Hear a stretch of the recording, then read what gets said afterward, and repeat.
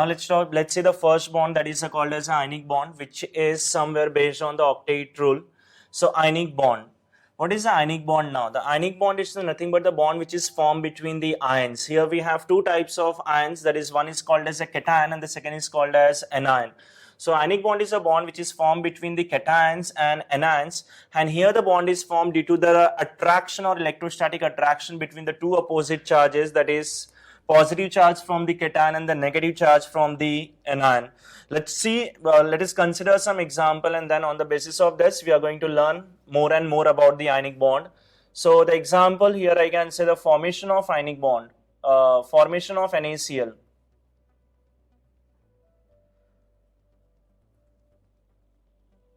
So NaCl molecule.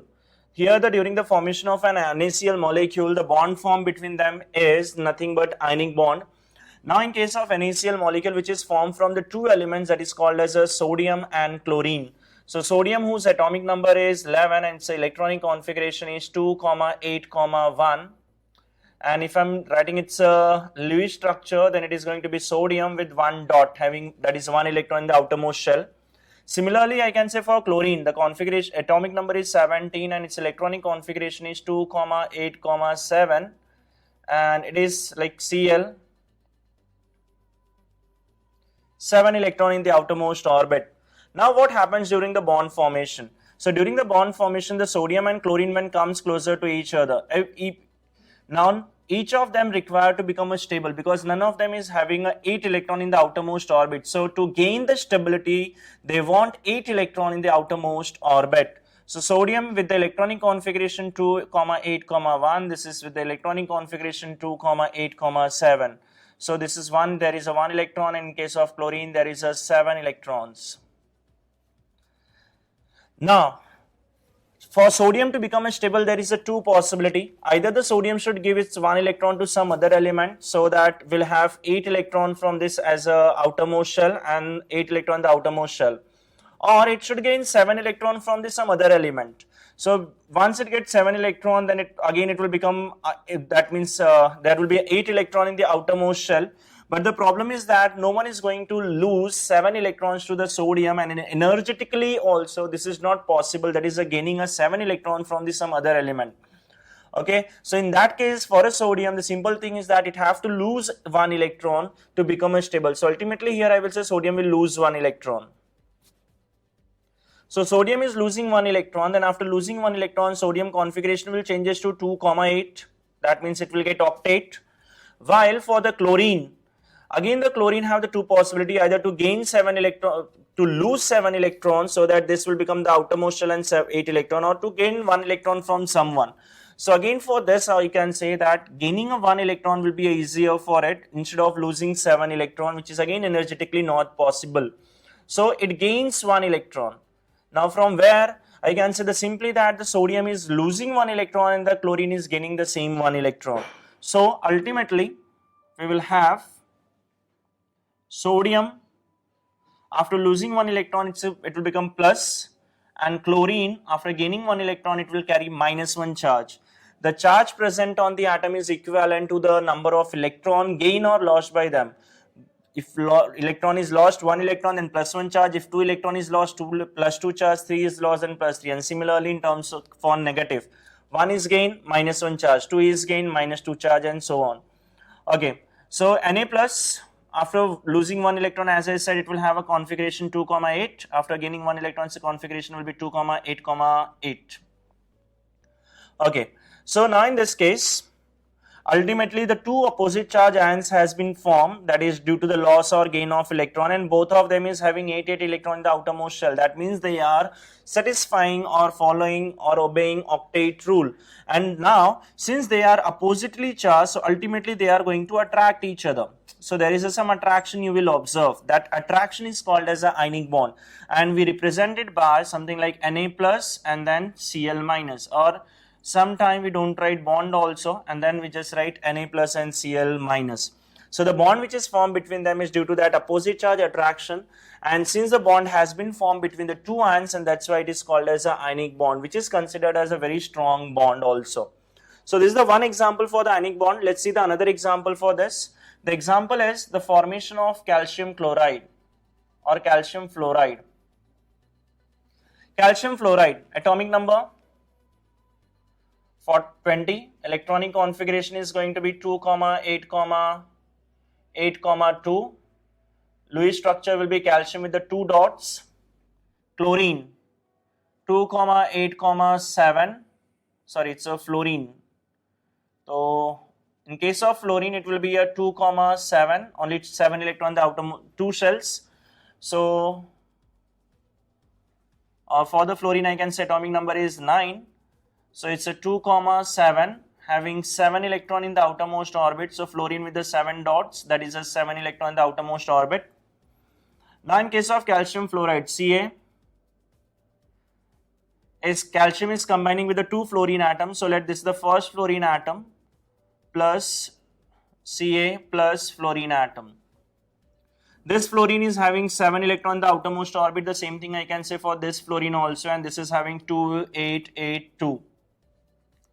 7 electron in the outermost orbit, 7 electron in the outermost orbit, and 2 electron here. Now that during the formation of a bond, no one is having a 8 electron in the outermost orbit. So they try to get that 8 electron in the outermost orbit. So to get that 8 electron, the calcium loses 1 electron to this, and calcium loses 1 electron to this. So once it loses 1 electron to this and this to this one, so ultimately I can say that this fluorine will now, after gaining 1 electron, that fluorine will become F minus, will carry F minus charge, and so configuration will be 2, 8.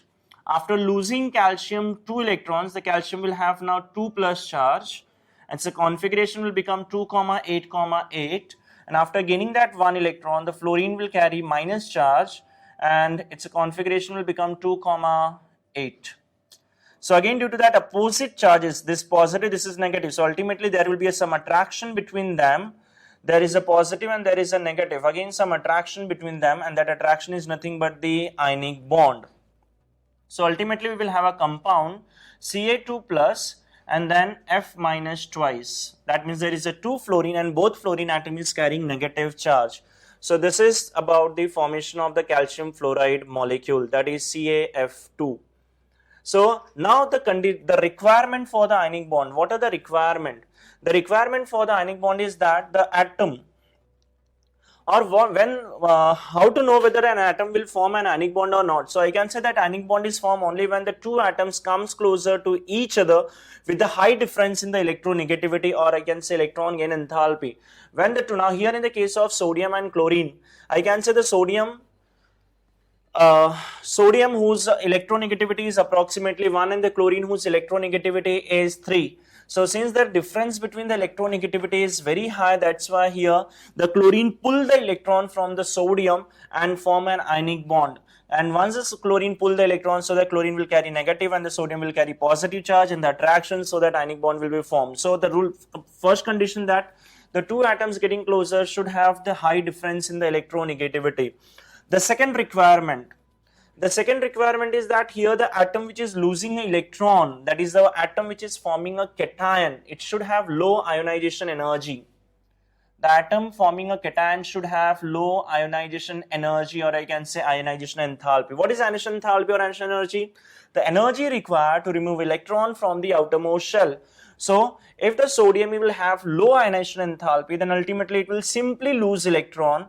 That means the chlorine will simply gain that electron, and the bond form will be the strong bond. But suppose if the sodium is having a high ionization enthalpy, then what will happen? So if the sodium is having a high ionization enthalpy, then in that case the sodium will require a very high energy to lose electron, and if it is require a very high energy to lose electron, then in such cases the formation of ionic bond will not be possible.